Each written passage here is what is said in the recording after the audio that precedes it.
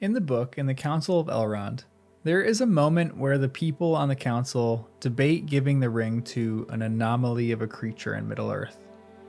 Perhaps one of the most ambiguous people in all of literature. The one, the only, Tom Bombadil. For movie watchers, you probably don't know who this character is. For those who read the books, you still probably don't know who this character is. And that is so important for Tolkien. At least I think. Anyway, quick plug, I am reading Lord of the Rings for the first time and doing a video essay on every single chapter. But we came to the Council of Elrond chapter, which is the longest in the Fellowship of the Ring, and there was so much to talk about that I decided to do the Council of Elrond week, where we do a deep dive into all things discussed in the council. So if you're into that sort of thing, subscribe for more videos and check out the channel too, where all the video essays live. I'm going to keep doing this for Lord of the Rings and for Harry Potter as well, and then maybe some Brandon Sanderson as well. But it's a channel about nerd things, so make sure you subscribe. But what we do know about Tom is that he seems impervious to evil, and that he has no desire for power. He seems absolutely pure in that he just wants to enjoy life with his river wife and live it up because he is. And let me give a little background on Tom and what we learned in this chapter. So the Council of Elrond actually suggests giving Tom the ring. One of the many reasons they suggest this is because Frodo actually gave Tom the ring when Tom came and saved them in the Old Forest. And for movie watchers, it's a huge section of the book that got cut from the movies. After the hobbits leave Hobbiton, they try to escape the Black Riders by going into the Shire equivalent of Fangorn Forest. They almost get killed from an old man Willow who tries to kill Pippin. I think it was Pippin actually. It might have been Merry now that I'm thinking about this. Let me know which of the hobbits he actually tried to kill. I forgot. It was a tree, by the way. But anyway, Tom rescues them. They have dinner together where Tom asks for the ring and then puts it on, and he doesn't become invisible, which is insane. And then Frodo puts it on and Tom sees him, although Frodo is invisible, which is also insane. He seems like the most powerful person in Middle-earth. But to say that would actually kind of be wrong because he doesn't want power, so you can't describe him as powerful. Or he has no desire for power. He just is, as he says he is and as Goldberry says he is. And in this section they talk about Tom with a great deal of unsurety. Elrond says, "I had forgotten Bombadil, if indeed this is still the same that walked in the woods and the hills long ago, and even then was older than the old. That was not then his name.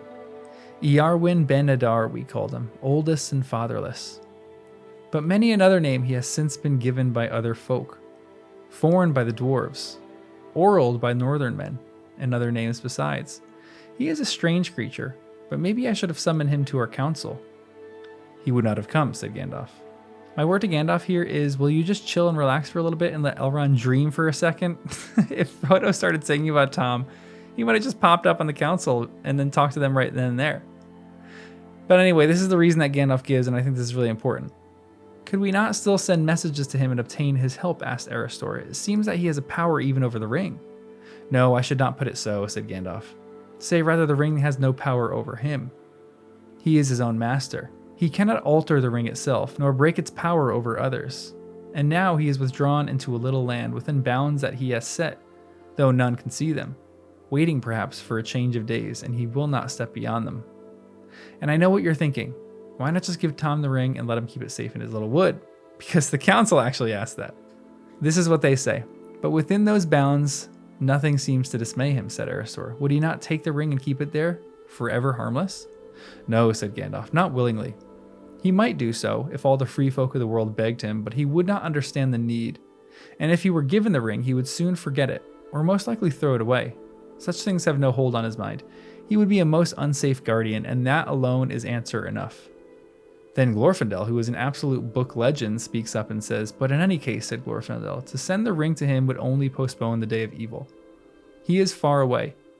We could not now take it back to him unguessed, unmarked by any spy. And even if we could, soon or late the Lord of the Rings would learn of its hiding place and would bend all his power toward it. Could that power be defiled by Bombadil alone? I think not. I think that in the end, if all else is conquered, Bombadil will fall, last as he was first, and then night will come. I know little of Yarwin, save the name, said Galdor, but Glorfindel I think is right. Power to defy your enemies is not in him, unless such power is in the earth itself. And yet we see that Sauron can torture and destroy the very hills. What power still remains lies with us, here in Imladris, with Círdan at the Havens, or in Lorien. But have they the strength? Have we the strength to withstand the enemy? The coming of Sauron at last, when all else is overthrown. I have not the strength, said Elrond. Neither have they. Then if the ring cannot be kept from him forever by strength, said Glorfindel, two things only remain for us to attempt, to send it over the sea or to destroy it. So at first they had three options. They wanted to destroy the ring, or send it to the elves, or give it to Tom Bombadil. This man garners the respect of everyone in this council, but Tom doesn't think of it at all. He is such a strange character, and I think he represents this kind of untouched by evil ideal man that maybe Tolkien was looking to attain. Tom just seems so unbothered by everything that is happening in Middle-earth. He cares about things within his vicinity. And while I'm sure people overanalyze Tom and what Tolkien was doing when he created this character, I have to be honest, I feel like Tolkien just threw him in there and then made him impervious to the ring and then let readers theorize and figure it out from there. I could theorize on Tom from my limited perspective, but I feel like it would just kind of be pointless. I rewrote this even a few times because in some of those essays, I just did that. I theorized for pages on what he could represent, what he could be. Then I came to an understanding that I don't think it matters. Well, my leading theory was that he represents the untarnished ideal man, but to be honest, again, I don't think it matters, nor do I think it mattered for Tolkien.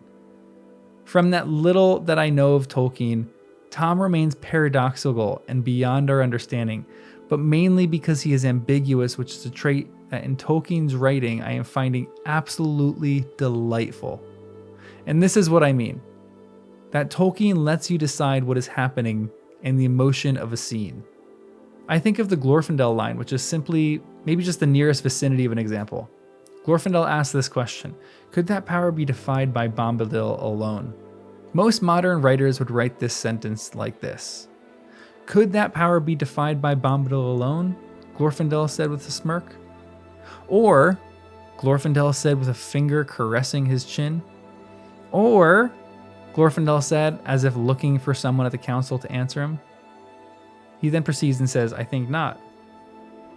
A modern writer would add clues to give you more context for how he said this so that we might know what Glorfindel really thinks of this man. I can imagine Glorfindel laughing when he says this, or just saying it with hesitation, not really sure, or saying it with confidence as if he's trying to convince the rest of the council that he is right. But here's the thing. I don't think it matters. I think the main point is that it is up to us for how we interpret these characters, and Tolkien not only leaves Bombadil up for interpretation, but the vast majority of his characters, because he doesn't give a lot of verbs for dialogue other than said. And I think this is one of his best attributes as a writer, in that he assumes a smart audience and does not spoon feed us these things because he thinks we need to know every single emotional thing that happens in the scene. He lets us feel the emotions and the whole tone of the room. He lets us discover who Glorfindel is for ourselves so that we can fill in the blanks for what we think of who he thinks Tom Bombadil is.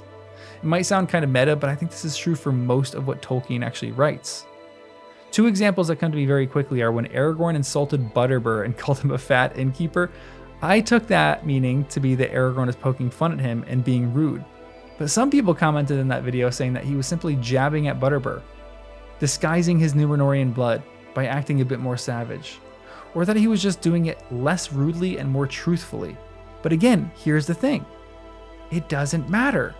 Well, it matters significantly, but you can interpret it in any way that you want and have precedent to interpret it any way that you want. What I care about is that Tolkien isn't sitting there spoon feeding us because we don't have hands to feed ourselves. He's letting us imagine with him. He built this world for us to inhabit, but he himself wants us to do a bit of the work as well, which is a mark of a fantastic writer. And that is what makes some of these worlds more interesting to the reader.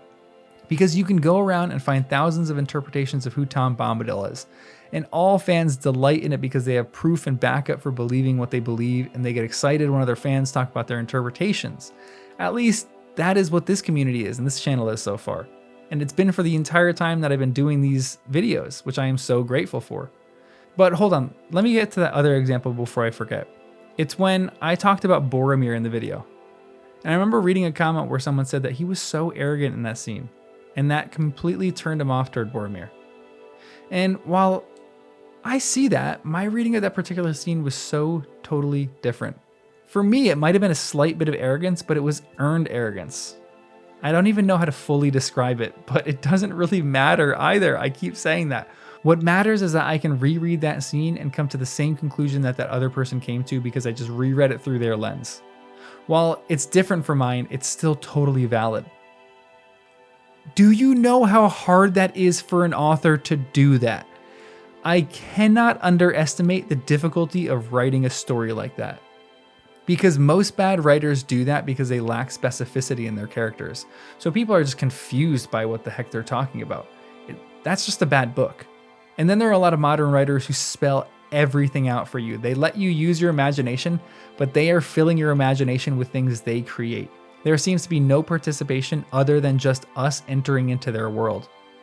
With Tolkien, this ambiguity that he writes with is just perfect.